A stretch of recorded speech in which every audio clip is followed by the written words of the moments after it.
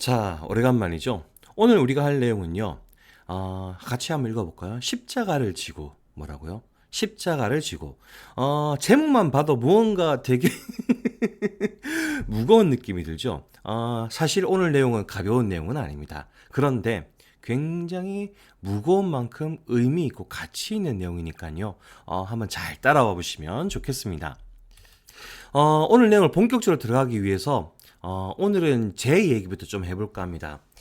제가 20살 때 인도의 캘커타에 봉사활동을 갈 기회가 있었습니다. 캘커타면 뭐로 유명하신지는 아시죠? 마더 하우스가 있는 곳입니다. 마더 데레사 성녀가 있었던 활동을 하셨던 마더 하우스가 있는 곳이죠. 그곳에 가서 봉사활동을 했었는데 그때 참 큰 벽이 하나 있었습니다. 뭐냐면요. 제가 20살 때 갔습니다. 체력이 넘치던 시절이었죠. 자신감도 좀 많았었습니다. 그래서 여기 봉사활동을 가는데 봉사활동을 가면요. 당연히 즐거운 마음으로 기쁜 마음으로 봉사활동을 할 수 있을 줄 알았습니다. 그런데 인도에 갔더니요. 공기도 다르고 물도 다르고 뭐 비유적으로 그런 말 하는 건 아닙니다. 진짜로 한국에서 맡아볼 수 없는 공기와 한국에서 맡아볼 수 없는 물과 한국에서 먹어볼 수 없는 음식이 나왔었습니다. 요 풍경 보시죠. 진짜로 이 풍경입니다. 그러다 보니까 한국에서 먹던 음식하고 많이 달랐죠. 그래서 아팠습니다.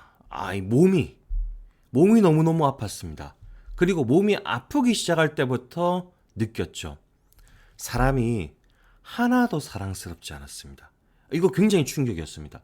난 지금 봉사활동 와가지고 사랑하러 왔는데, 그리고 열정을 베이스로 정말 사랑할 수 있을 줄 알았는데, 할 수 있을 줄 알았는데, 하나도 사랑스럽지 않은 겁니다. 사람이.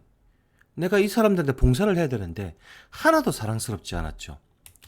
그래서 어째느냐, 매일 예수님과 싸웠습니다. 성전에 앉아가지고 예수님하고, 예수님 진짜 나 진짜 할 수 있을 줄 알았는데 이거 뭡니까? 라는 느낌으로 매일 싸웠죠. 그때 정말 감사하게도 저한테 하나님을 보여주시는 사람들이 있었습니다. 그리고 그 사람들을 통해서 하나님을 만날 수 있었죠. 그리고 이게 진짜 사랑이구나. 그리고 이건 정말 큰 고백인데요. 정말 큰 고백인데, 하나님은 사랑입니다 라는 고백이 아닙니다. 하나님은 진짜 사랑이십니다. 그걸 느꼈죠. 그걸 만나버렸습니다. 그러고 나니까 재밌는 게 뭐냐면요. 여기 적혀있죠. 힘든 몸은 그대로입니다. 힘든 몸은 그대로인데 사랑할 이유가 생겼습니다. 그리고 이 사랑이 얼마나 가치 있는가를 알게 됐죠. 그리고 그때부터 저는 개인적으로는 이 인도라는 곳을, 캘커타라는 곳을 제 인생의 두 번째 고향으로 생각하고 있습니다. 왜? 내 인생에서 하나님을 만날 수 있게 했던 그런 곳이니까. 그래서 여러분들도 아마 비슷한 순간들이 있으실 겁니다.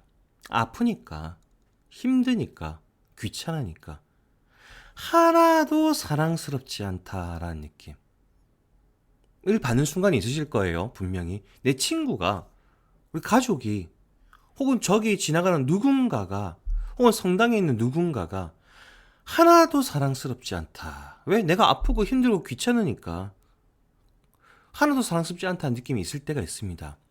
근데 그때 사랑을 한번 해보셨으면 좋겠습니다. 왜? 그 길에는 제가 해보니까, 이건 뭐 어떻게 이게 보여줄 수는 없는 거 아니지만 그 길에 가치가 있습니다. 그리고 그 길에 가면 좋다라는 이유가 있습니다. 그리고 그곳에 예수님도 계시죠. 그러니 이런 기회가 있을 때 한번 꼭 가보셨으면 좋겠다라는 생각이 듭니다. 그런 맥락 속에서 오늘 1독서를 가보죠. 오늘 1독서에는 예레미야가 나옵니다. 예레미야는 별명이 있습니다. 눈물의 예언자. 적으십시오. 눈물의 예언자. 아주 잘 지어진 별명입니다. 정말 예레미야는 일생을 보면요. 눈물의 예언자입니다. 왜 이분이 이렇게까지 눈물의 예언자였느냐? 이분한테 하나님이 나타났습니다. 그리고 하나님한테 이스라엘 민족한테 말씀을 전해라 라고 이야기를 하시죠. 그래서 전해냈던 내용이 요겁니다. 이스라엘은 망할 것이다가 아닙니다. 이스라엘은 망해야 한다. 이스라엘은 망해야 된다. 왜냐하면 이때 이스라엘이 너무너무 부패하고 엉망이었습니다. 너무너무. 그래서 하느님이 예레미야를 통해 얘기하신 거죠. 야, 이스라엘 지금 망해야 된다. 망해야 새로운 시작을 할 수 있는 상황이다. 그러니 망해야 된다. 그랬더니 어찌 됐겠습니까? 폭력과 억압을 당했습니다. 그리고 하나님 말씀을 전할 때마다 자신에게 치욕과 비웃음거리만 됐습니다. 그리고 예레미야는 항상 자신이 하나님의 말씀을 전해야 한다는 것을 가슴 깊이 잘 알고 있어서 너무너무 괴로웠습니다. 이게 예레미야가 갔던 길이죠. 그리고 이 예레미야는 정말로 미움을 많이 받았죠. 이 증거가 어디 있냐면요. 성경에 보면 예레미야 예언서가 있습니다. 근데 읽어보시면 내용이 뭔가 자꾸 가닥가닥 쪼개집니다. 왜 그럴까? 예레미야가 썼던 글들, 했던 말들을 적은 것들이 있거든요. 그거 사람들이 다 찢어버렸습니다. 그리고 다 불태워버렸습니다. 지금 성경에 나와 있는 건 그 중에 남은 것들을 이렇게 모은 거죠. 그러다 보니까 이게 말씀이 가닥가닥 쪼개져 있습니다. 그리고 예레미야는 실제로 이스라엘이 망하고 난 다음에 미움을 받아서 암살당합니다. 사람들한테 끌려가서 죽게 되죠. 정말로 슬픈 길을 갔던 예언자가 예레미야입니다. 하지만 그럼에도 불구하고 끝까지 그 길을 갔죠. 왜? 그 길을 가는 것이 좋고 옳다라는 걸 알았으니까. 그리고 난 다음에 예레미야의 길은 어찌 됐느냐? 예레미야는 죽었죠.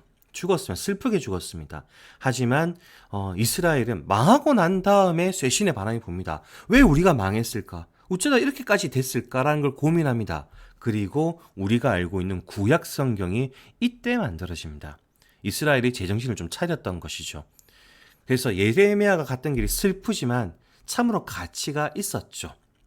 그리고 이런 맥락 속에서 오늘 복음 내용이 나옵니다. 오늘 복음, 예수님께서 길을 가다가 제자들한테 말씀하십니다. 당신이 이제 십자가를 지고 죽고 부활해야 된다라는 얘기를. 그러니까 당신이 지셔야 될 십자가에 대해서 이야기를 한 겁니다. 그러자 베드로가 나타나서 얘기합니다. 예수님을 걱정하면서 했단 말이죠. 안 돼요. 예수님 십자가 지시면 안 돼요. 그러자 예수님이 굉장히 세게 이렇게 얘기하십니다. 사탄아, 내게서 물러가라. 이 사탄이 뭐냐면 오늘 그 주보 제일 앞에 나와 있습니다. 방해한다, 반대하는 뜻의 악마. 그러니까 예수님이 저기 베드로 사도 보고 에이 악마야, 에이 악마야 라고 하면서 꾸짖으신 겁니다. 굉장히 세게 말씀하셨죠. 자, 적으십시오. 예수님께서는 당신이 지셔야 될 십자가에 대해서 얘기를 하셨고 그걸 베드로가 반대하자 예수님께서는 굉장히 세게 꾸짖으시면서 에이 악마야 라고 말씀을 하셨던 겁니다. 그건 무슨 말입니까? 십자가, 져야 될 십자가는 져야 된다라는 말씀이죠. 우리가 예수님을 따르는 길은요, 십자가를 지고 가는 길입니다. 그리고 희생과 인내가 필요합니다. 하지만 그 길의 끝에서 예수님께서는 각자의 행실대로 갚아주실 것입니다. 그런 의미에서 우리 친구들 살다 보면 이런 거 있습니다. 이번 한 번만 다 그러니까 이 정도는 뭐 이라는 어떤 유혹들이 있을 겁니다. 여러분들이 십자가를 질 수 없게 만드는 그런 유혹들이 있을 겁니다. 근데 그것들은 악마의 소행이다. 사탄의 유혹이다 라고 생각하면서요. 우리 새로운 학기, 새로운 마음으로 출발했으면 좋겠습니다. 그리고 저는 이렇게 표현하고 싶네요. 여러분들이 사랑하려고 덤비는데 하나도 사랑을 느낄 수 없는, 하나도 사랑스럽지 않은 순간들이 있으실 겁니다. 근데 그 순간에 사랑을 하는 것, 그 순간에 사랑의 길을 가는 것은요, 가치가 있습니다. 그리고 그 길을 가면 좋다라고 하는 이유가 있습니다. 예수님도 있습니다. 그러니 우리 친구들도 가봤으면 좋겠습니다. 그런 맥락에서 오늘 이런 게 나와 있네요. 말씀 실천하기. 하나님께서 원하시는 것을 하기 위해 내 뜻을 내려놓은 적이 있다면 써봅시다. 함께 써봤으면 좋겠습니다. 그럼 우리 친구들 방학 동안 잘 지내셨는지 모르겠는데 건강하셨겠죠? 그리고 다음 주까지도 건강하게 잘 지내고 다시 봤으면 좋겠습니다. 그럼 친구들 안녕.